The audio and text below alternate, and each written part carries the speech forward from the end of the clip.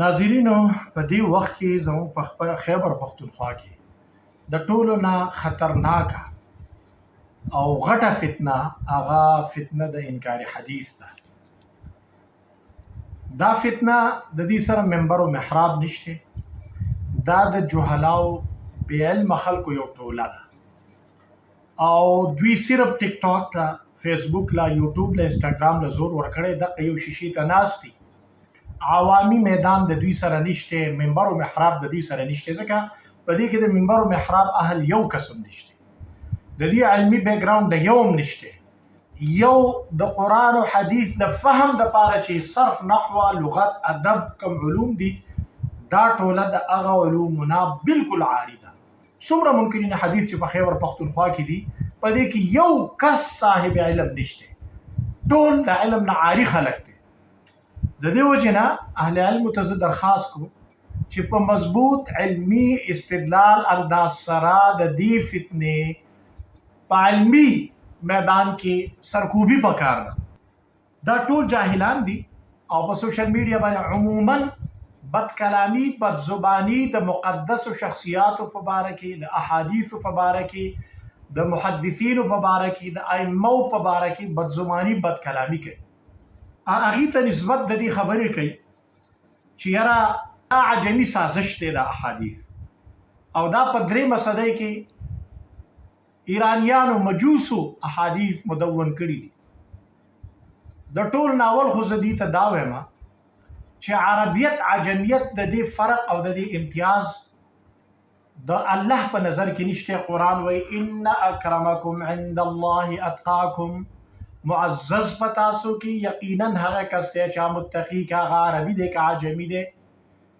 نو د عربي عجمی اعتبار نشته، د علم د تقوا د للهیت اعتبار دی. او دومره جاهلان خلک دي چې تاسو ټول منکرین حدیث خو ټول عجم یې، بیا خو د ټول ناول ستاسو خبرې مسترد کول پکار دي. دویمه خبره، دا خبره ځکه غلطه ده چې ائمه محدثین عرب و عجم، کذا بخاری او مسلم او ابو داود، نسائی وغیرہ ته وی چې دا د عجمو کتابونه دي. نو موطا امام مالک، د امام مالک رحمه الله تعالی خود مدینی اوسیدونکو اهل مدینه نو دا غي سره به تاسو کې خو عجمی نه دي. دارنګه مسند احمد د امام احمد بن حنبل رحمه الله تعالی، داغه مسند احمد هغه خو عجمی نه دی، قریشی دی. دارنګه امام شافعی رحمه الله تعالی، دارنګه کتاب الاثار د امام محمد رحمه الله تعالی، دا ټول عربو. د دې سره بس کوي چې ورته د عجم وي، نو دا اسی بهانه ده. او دویم د حدیثو کتابونه رد کوي. زدي ته دا وایم چې کتاب خبره د کتاب نه ده، خبره د کتاب د سند ده. اوس دا قرآن کریم دی، دا قرآن کریم یا د تاج کمپنۍ یا د القلم قرآن کمپنۍ چاپ شوی دی. زما د کمپنۍ ست کار نشته، زما د قرآن کریم سره چې دا د الله کتاب دی، جبرئیل علیه السلام راوړی پر رسول الله صلی الله علیه وسلم، او موږ ته په تواتر سره را رسیدلی دی، په سند سره. د دې وجې نه منو، دې ته یې نه ګورو چې دا کمې کمپنۍ لیکلی دی، کم خطاط لیکلی دی.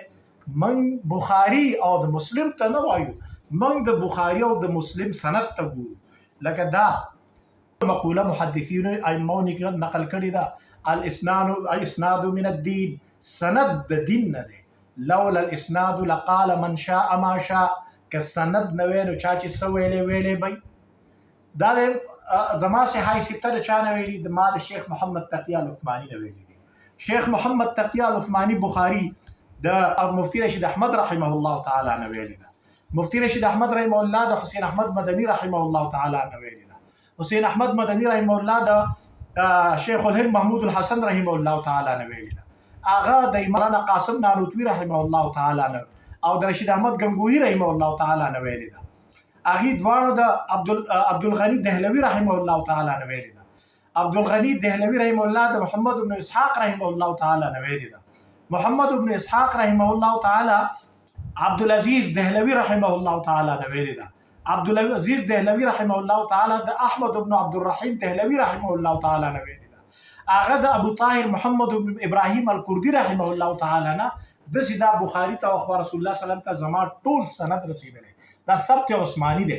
ما سره ما چې د چانه حدیث ویلی دي، د رسول الله صلی الله علیه وسلم پورې یو فرد داغه تاریخ پیدایش، داغه علمی مقام، داغه تاریخ وفات، داغه استادان، داغه شاګردان، داغه تقوا، داغه تحلیلاهیت، دا ټول مخې ته موجود دي. اصل خو سند دی. نو دوی د کتاب نوم اخلي، د سند دوی ته پته نشته. نو عرض مې دا کو چې کله حدیثو ته عجمی سازش وي او په خپل پرویز مفهوم القرآن، مطالب القرآن، لغات القرآن، تبویب القرآن په جلدونو کتابونه لیکلي دي. د الله بنده چې د الله کتاب واضح دی، حدیثو ته ضرورت نشته، تفسیر ته ضرورت نشته، دا دومره بنډل ته ولې لیکلي. خو خبره دا ده چې کله دوی حدیث نه مني، نو چې حدیث نه مني یاد ساته د دین د ټولو احکاماتو نه بلا سینځي. ځکه په قرآن کې چې د مانځه تذکره ده، دغه مونځ تفصیل نبی علیه الصلاة والسلام ویلی دی. د قرآن هغه تفصیلات نشي ثابتولی. قرآن د اصول کتاب دی، جزئیات نبی علیه الصلاة والسلام بیان کړي دي.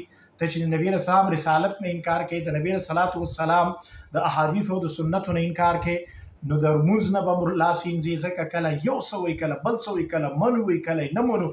پرویز پخپله د خپل مشر عبدالله چکړالوي په باره کې وایي چې دی 5 منځونه مني، اسلم جیراپوري 3 مني، دوی به کې کله څه مني کله نه مني. دارنګې د روجي په باره کې کله څه وایي کله څه وایي. د قربانۍ نه چې دی نو دوی منکاري شي. دارنګې د حج نه دی حج دا مرکزي اجتماع وایي دوی ته. دارنګې د زکات تفصیلات په قرآن کې نشته، د ذکر تفصیل نشته، کوم نظام د قرآن چې وي د هغې تفصیل په قرآن کې نشته. نو اصل کې دوی د احکامات شرعیو نه انکار کوي، احادیث بانه ده.